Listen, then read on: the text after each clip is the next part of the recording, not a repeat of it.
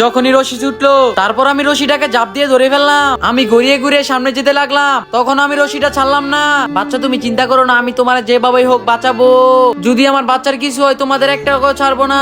বস, এখন আমি মুস্কানকে আসতে দেখলাম, ওর সাথে আপনার বাচ্চাও ছিল। কি তুমি কি সত্যি কইতেছো? হ্যাঁ ম্যাডাম জি। বাজান, আমি আমার নাতি আর মুস্কানকে ছাড়া থাকতে পারবো না, আমরা তাড়াতাড়ি ওইখানে নিয়ে চলো। মুস্কান, তুমি কিভাবে ভাবলে তোমার পোলা রাজা হবে? তোমার ছেলে মরার পর আমার ছেলে রাজা হবে আর আমি এই পুরো রাজ্যের রানী হব। তখনই আমি রশিটাকে কেটে ফেলি। মুস্কান, আরে ওইখানে দেখো তোমার বাচ্চা মরে যেতেছে, তোমার বাচ্চাটা তো কেউ বাঁচাইবে না, আর তুমিও তোমার বাচ্চার কাছে চলে যাও। তখনই মামুন ওইখানে চলে আসে আর তাড়াতাড়ি করে পানিতে চাপ দেয় আর আমাকে পানি থেকে তুলে নিয়ে আসে। মামুন ওই লাইলা আমার মেয়েকে মেরে ফেলে, ও তাকে পানিতে ফেলে দিছে। প্লিজ আমার বাচ্চাকে বাঁচাও। না, ওর কিছু হবে না, আমি আমার বাচ্চাকে বাঁচাবোই। তারপর আমি পানিতে নেমে আমার বাচ্চাটাকে বাঁচিয়ে ফেলি। লাইলা, সিন্ধুকের চাবি কই? তাড়াতাড়ি বলো, আমার বাচ্চাকে বাঁচাতে হবে। যাই করো আমি বলবো না। তখনই মামুন সিন্ধুকের তালাটা ভেঙে ফেলে। আমার বাচ্চা ঠিক আছে না বন্ধুরা?